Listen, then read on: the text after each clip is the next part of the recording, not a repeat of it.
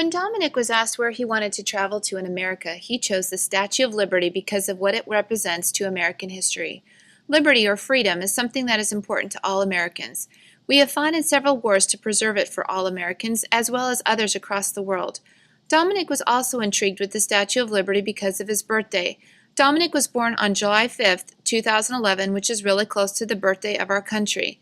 The Statue of Liberty holds up a tablet with the birthday of our country on it, which is only one day before his. Finally, Dominic chose to visit the statue because of its beauty. This statue represents the most important concept to our country, with a woman in robes that almost looks like they are made of cloth and not copper. After coming to his decision, Dominic steers his ship to New York in the Statue of Liberty. In preparing for his trip to the Statue of Liberty, Dominic did some research to help him become familiar with where he would be visiting. Dominic found out that the statue is located in the state of New York on Liberty Island. Liberty Island was once called Bedloe's Island. This site was chosen because every vessel that arrived in New York would pass by that area and see the statue that represents freedom. It was built to represent Libertas, the Roman goddess of freedom. The statue was designed by Frederick Bartoli. It was brought over to America in pieces from France aboard a ship in several crates. The statue was a gift to America from France in honor of the friendship between the two countries who worked together during the American Revolution. While the statue was a gift, the pedestal was supposed to be purchased and erected by the American people. Unfortunately, the interest to donate funds to the pedestal in America was lacking.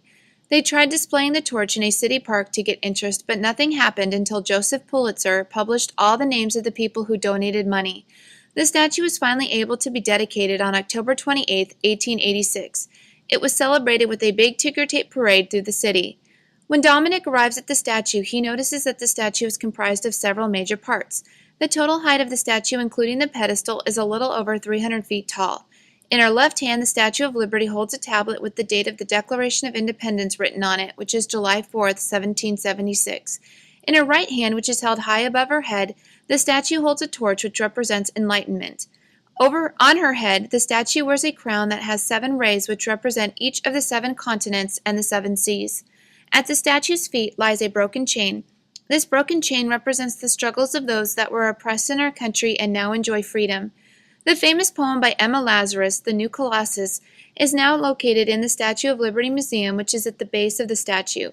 Prior to a big renovation in 1986, this poem was located inside the pedestal. The pedestal had been proposed to be made of granite and 114 feet tall.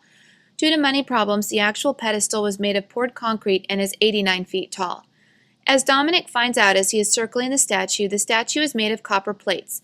The copper was placed over a metal framework which allows it to withstand strong storms which could arise since it is located on water. When the statue first began to turn green from the copper's oxidation, Congress allocated approximately $60,000 to repaint the statue inside and out. The American people were upset at the thought of painting the outside of the statue because of its unique color. The Army Corps of Engineers came and inspected the statue to make sure the color change was not caused by any erosion. When it was determined the color change was not hurting the statue, the inside was painted and the outside was left with its new greenish color. As Dominic concludes his tour of the Statue of Liberty, he notices that, unlike himself, most visitors to the statue are coming to the island on a ferry. He finds that the ferries leave Liberty State Park in New Jersey and Battery Park in Lower Manhattan. It looks like a peaceful journey that not only stops at the Statue of Liberty but at Ellis Island as well. He decides that he will return soon for a visit to this other landmark.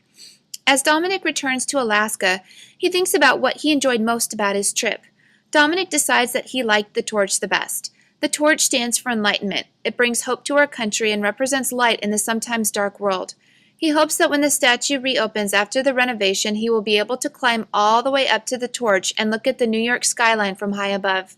He also hopes that the renovation will provide many more years to the life of the Statue of Liberty, so his children will also be able to visit this extraordinary site. Maybe not in a flying machine like his, though.